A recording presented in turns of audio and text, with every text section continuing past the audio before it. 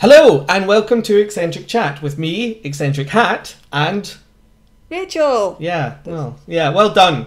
Like you always fuck it, right? Well, what do you want me to do? Come up with a nickname? No, it's not that. It's the fact that I have to like coax you out. It's like Rachel. It's like I don't know what you expecting that I was like Eccentric Hat and you were just going to be like 39. I don't know. I'm not a thinker, mate. I'm a doer. I act before I think. That's how I won the war. Okay, so we haven't been here for ages, right? Rachel, do you want to go first and tell us why? Yeah, I was doing my dissertation work and just being at university and preparing for exams. Yeah, and as for me, I have been doing exams. I have had 2 exams so far. I've handed in 5 essays. I now have 6 essays. I now have 3 more exams and 3 more essays before the end of May. Oh. Yeah, so feel sorry for me. Yeah. Which is like I am sorry that we haven't been doing this anywhere near as often as we want to. But like when was the last time I saw you? Weeks ago. Yeah. Yeah, exactly. Like we've not even seen each other for this is like the longest we've been apart. I know. Right, this is worse than when Jack died. Right, this is like proper trauma. Anyway, so I wanted to ask, right, since you're here and you have such insightful insight, what kind of people you're a woman? Mm-hmm. Yeah, and you are also female. So, what kind of female women do you think are drawn to feminism? The ones that don't want to have standards. The ones that don't want to have standards? Yeah. What? Yeah, like as in feminism is the whole thing where women, it's like you can basically live however you want because guys need to love you anyways. Right, okay, so I was kind of confused because I was like, they do have standards. There's a lot of standards that they have for other people. Yeah, it's for right? Yeah. Like as in they've got a lot of standards that you need to meet, right? You have to be good and handsome and brave, but also a massive fucking vagina. Yeah, you're right. They have standards for other people, just not for themselves. Right. Basically, feminism is a way of like some women allowing themselves to not try hard in order to achieve things, but then to shame other people who do, particularly other women. Right, so say a beautiful woman, right? She is giving men what they want and adding to the patriarchy. Do you know what I mean? By trying to be beautiful. Yes. And so therefore, what everyone should do is be fat and lazy, and that's what beauty is. And if men don't find a fat, lazy woman attractive, it's because they're sexists. Yeah, but at the same time, if a woman doesn't find with no job and no prospects, then that's life. Well, yeah, tough titties, right? He should try harder because see him sitting in his fat neckbeard basement, right? Playing Call of Duty, telling fucking guys in Russia how he fucked their mum and eating Cheetos. Like, that's lazy, that's disgusting, that's unpleasant. Nobody wants to get with that guy, right? And that's because he's not trying. And if that guy was to sit there and go, well, I do deserve sex, they would say that was entitlement and that was misogyny. I just want to clarify to the guys that aren't like doing well now that women will still love you anyways. Just don't be upset. You're beautiful at any size, but they'll love you for your personality. Seriously. Yeah, especially your mum. But the point is that basically when you are when you're a fat lazy guy, you're not trying for women, and if you expect sex, then you're being entitled and a patriarch. Whereas when you're a fat lazy woman, you are entitled to sex, and telling someone who doesn't want to find you attractive that they're sexist that's genuine entitlement. See, if you go up to somebody and say, find me attractive or you're a bad person, that is genuine entitlement. Yeah, because you can't help who you're attracted to. No. But, Well, as in, you can make reasonable adjustments. Like, if you're attracted to a serial killer, right? You can maybe sort of make the reasonable adjustment of saying, I shouldn't be attracted to a serial killer. But Like, if fucking... Just from a distance. Right, if fucking, you know, Blobzilla comes up and she's like, love me and my 15 million billion folds, right? And you're just like, no. That's not wrong, okay? Like, you're not a bad person because you find attractive women attractive. That's why it's called attractive, right? See when we talk about attractive, we're not talking about, like, fucking massive mountains of flab, right, rolling at you down the street. Yeah, but at the same time, girls also don't find flab attractive. Of course not. It's like, I'm not saying they should. See when I talk. No, I know exactly. See when I talk about attractive men, I'm talking about like Daniel Craig or Chris Evans or something. Yeah, exactly, or David Beckham, right, with his voice. I'm not talking about. I can't take that seriously. I'm not talking about like Seth Rogen. You know what I mean, with the like with his big beard and his glasses. Some girls like that in a guy, but like I'm sure they do, but they like a tub, like a wee bit of a tub. But like, have you not noticed that the thing is, right, that women are hypergamous and they want to get with a man who can provide for them. That's their primary goal. A woman care a lot less what a man looks like, but more to do with what he can provide for her and her children. How alpha he is. Yeah. Which is why you have the women that fancy friggin' serial killers. Yeah. Whereas men don't, like, because men are not looking for women who can provide for them, what matters to men is purely the aesthetic beauty. Men actually quite often, rather than looking like, because women are hypergamous, they want a man that's above them so that they can move up the ladder. Whereas men quite often want to find a woman who's actually beneath them because they love the idea of, you know, the fair maiden like Cinderella or, you know, Beauty and the Beast or something like that. The fair, beautiful maiden who is not living the kind of life that you could provide for her. You know, she's beautiful, she's kind, she's loving, she's gentle, and she's innocent. And you go and make her dreams come true. Like, men love that idea, right? So how is it we got to this stage where feminists said the fact that women are interested in men for, and I don't mean this disrespectfully, but the fact that women are interested in men for what they can do, right, that's good and normal. But the fact that men are interested in women for what they look like, that's unhealthy, right? Isn't it just fucking coincidence that the thing that women enjoy, that's the good one, and the thing that men enjoy, that's the bad one? Yeah, exactly. That's just life, fam. Yeah, that's just how it works. But like, I want to talk about how this affects men, but because you see it especially online nowadays, because a lot of these young men can like talk to each other now.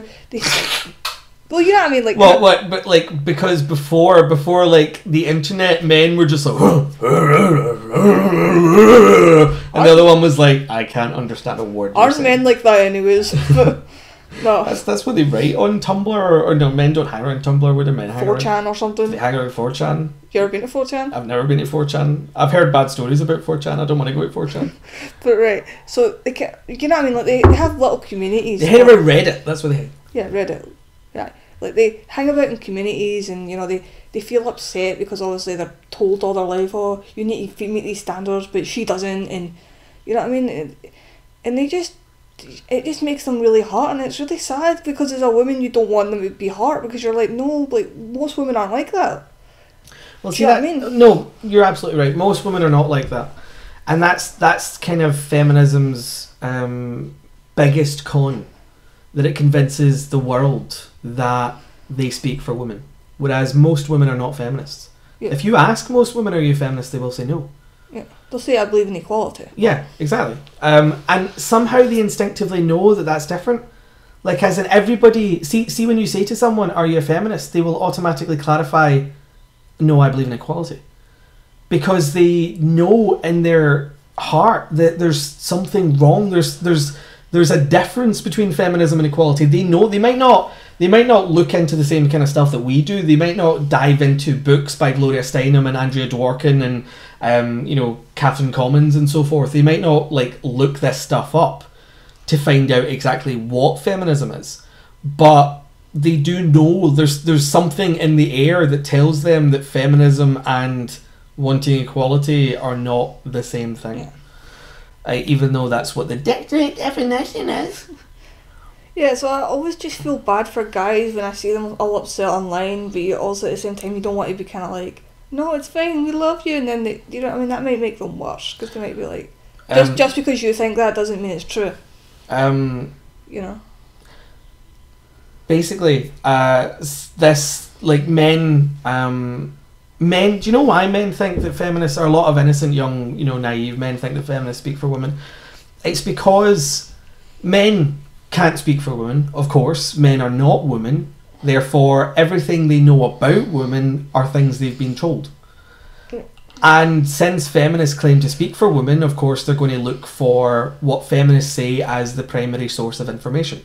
Yeah. So when feminists say women are upset by this, they don't like this, they're shamed by this, they think that this is wrong, they want this, men are going to buy into that, right? Women have to be the ones to stand up and say that's not what we want. And I'm not saying that because, you know, I'm saying that feminism is somehow their responsibility and their fault.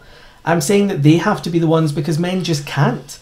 Men can't stop feminism because men don't want to assume what women want. They want to be told what women want.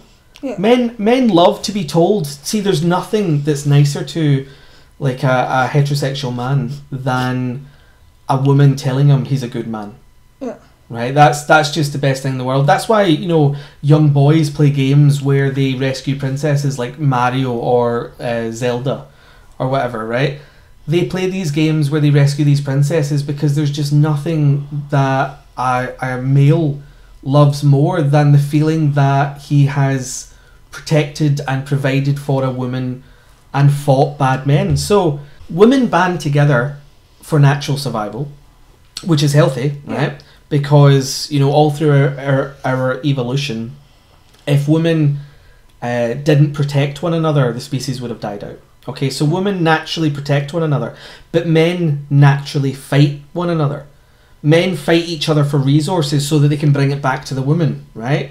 A society that has many women and few men will survive, but a society has many men and few women will not.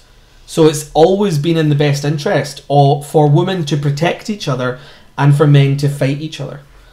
And so women need to be the ones to tell men this isn't what we want. They have to stand up. Because if someone, or if a large group claims to speak for you and you don't disagree, you might as well agree, because ultimately it's the same thing.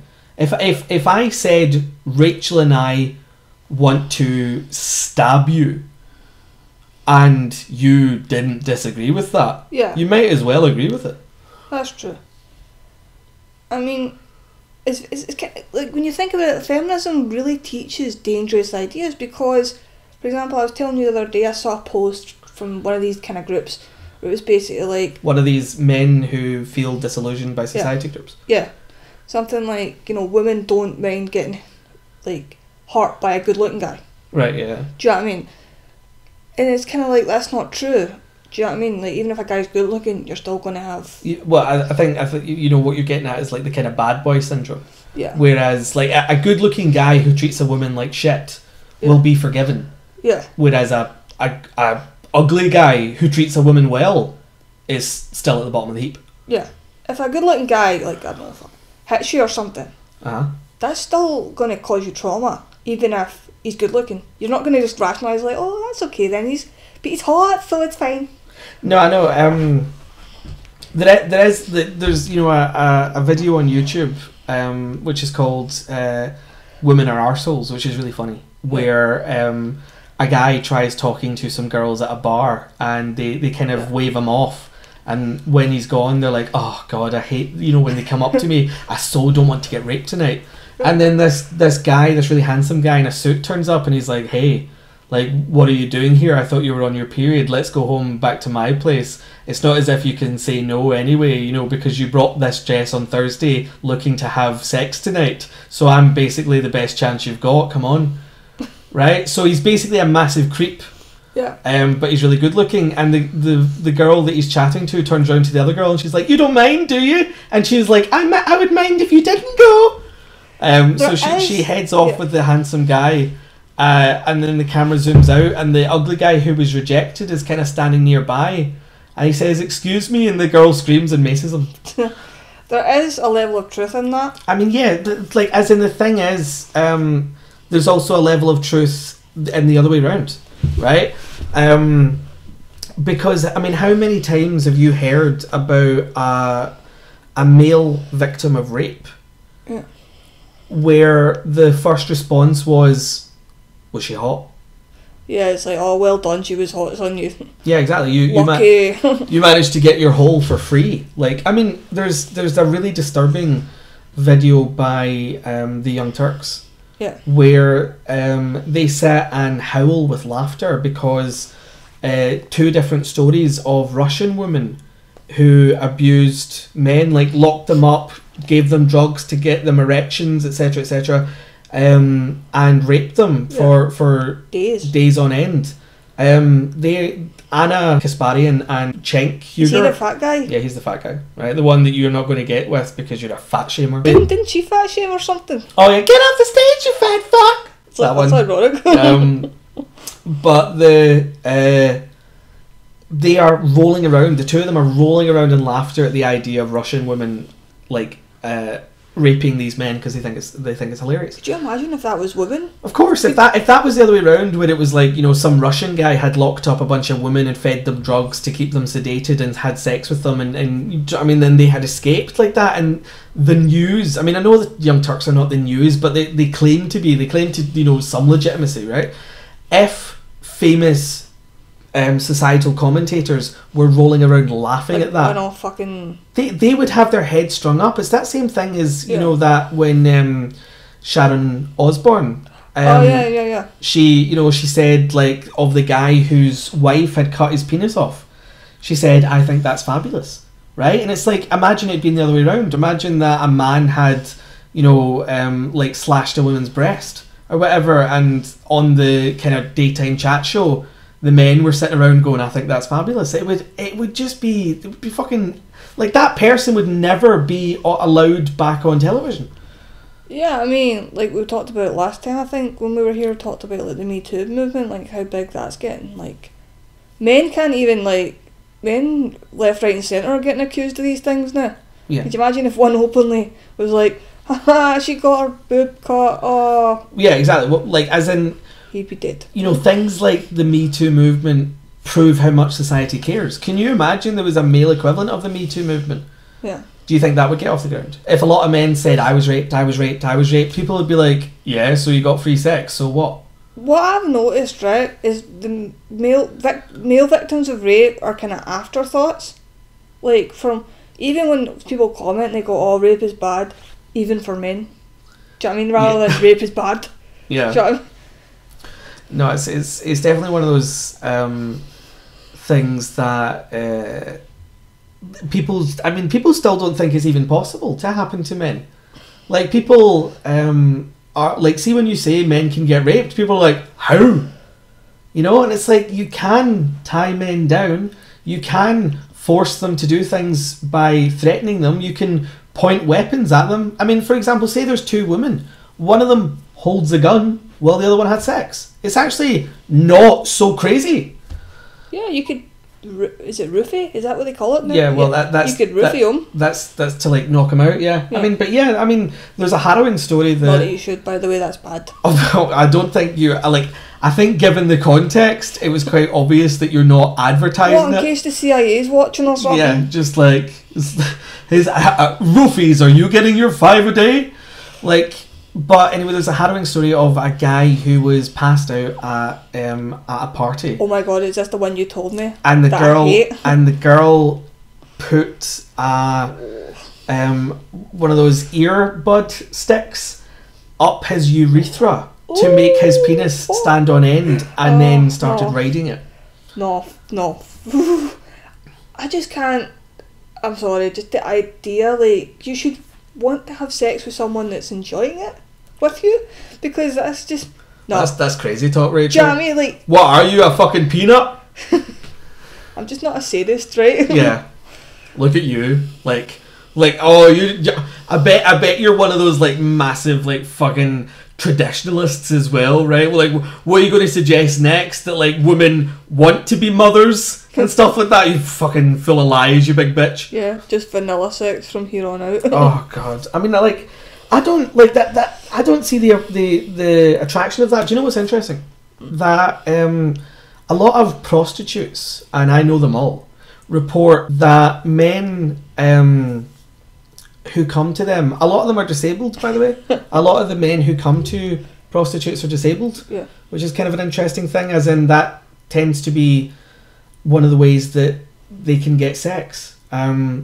Because in a world where women want men who can provide for them, obviously people are ignorant, that's why. Obviously disabled men are at a disadvantage, and I'm not having a go at women there. I'm simply kind of bringing attention to something that we don't often think about. Women are looking for strong, powerful men, and so a man who was in a wheelchair from birth is not going to necessarily attract a lot of women. So a lot of the men who go to prostitutes, which is one of the reasons that I think prostitution should be legalised, to make it safe. Yeah. I think Labour want to legalise it, which is kind of ironic when you consider how kind of... Labour being the political party, yes. And not the thing that women go through. Yes. Just like when they're high on morphine, they're just like, make it illegal! Ah! And it's just like, ignore her, she's giving birth. But the men who go to prostitutes, a lot of the prostitutes report that the men actually want to talk to them before they have sex. That makes sense. Sometimes the men end up talking to them for the whole time, and they don't actually have sex at all, because what a lot of these men are interested in is intimacy, because that's what having sex is actually about. It's about intimacy. So this idea that men dehumanise women doesn't make any sense. I mean, have a think about magazines like Playboy, right? No, seriously, have a think about them. Think about them. Think about those diddies, right? See in those articles where the women are being interviewed, it tells you about the woman, right? Like, so it's not just endless pictures of naked girls. It's pictures, but with an article where they answer questions, and yes, they answer questions in ways that ordinary people would never answer a question. Yeah. Like, so the question will be, what do you like to do in your spare time? And she'll be like, oh, I like to run around in my underwear. Right? It's an answer that no one's ever given, right? But you never know, mate. That might be what she does like doing. But the point is that these articles that accompany the pictures demonstrate that the men want to know about the girl that they are attracted to, because that's natural, that's human nature. We actually, even in your head, right? Even in your head, see when a guy or a girl, right, sees a hot photograph of someone, the first thing they'll say is, who's that? Yeah. Right? Or if they're looking online for attractive photographs, right, in order to stimulate sexual arousal, they will in their head start making a personality for this person, because they want to be attracted to a human being, not an image.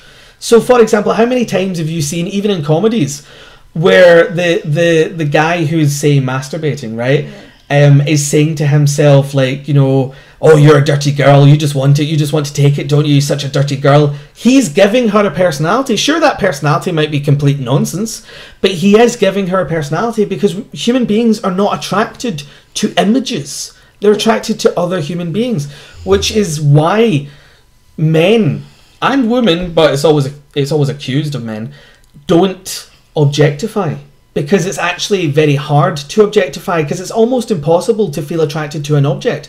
That would be like masturbating to the outline on a female toilet, right? You know, that female kind of shape. That would be like, yeah, that's like, yeah. That would be objectifying. If you could get off to that would be objectifying. What you do is subjectify. See, when you see an image of a pretty girl and you want to be attracted to it, what you start doing is giving her a personality. Yeah, exactly.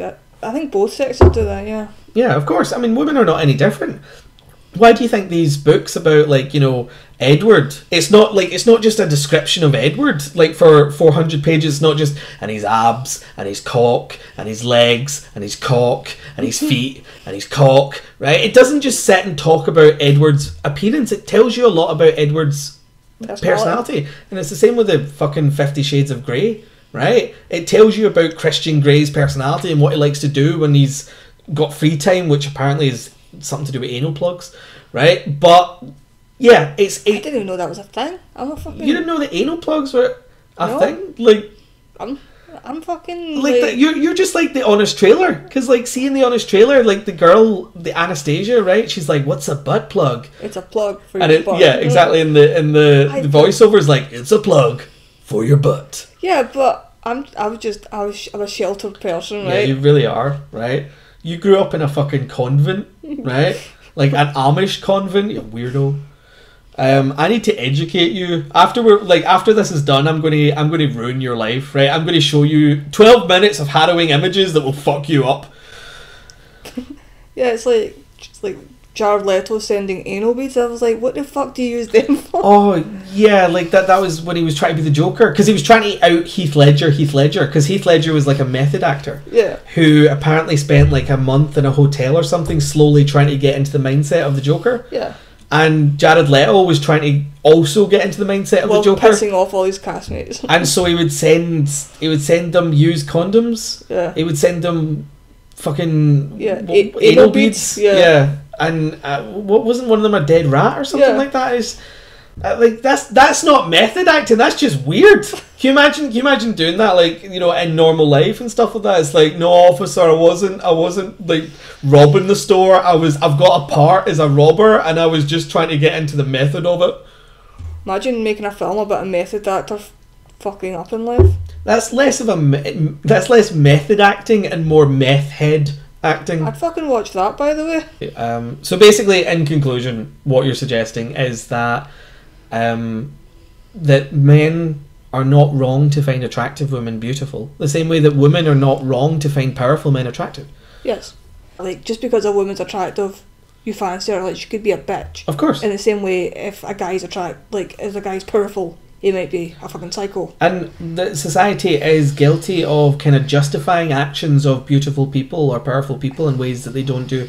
I mean, how often do you know of a guy who's like a millionaire who gets away with crime? And how often do you know of, like I said, a woman who is beautiful, who is abusive, and people are like, yeah, but I'd still get with her. It's like, she can abuse me anytime. Oh, yeah. So, I mean, it's wrong. Like, it's wrong for feminists to shame what men like, but it's also wrong for society to assume that these same people, these attractive or powerful people, are innocent by default. Like, both extremes are wrong. Yes. Okay, well, thanks very much for listening. Apologies that we've been away for such a long time, and apologies if it takes another light year for the next episode. But thanks for tuning in, and we'll see you all again soon. Bye. Peace out, homies.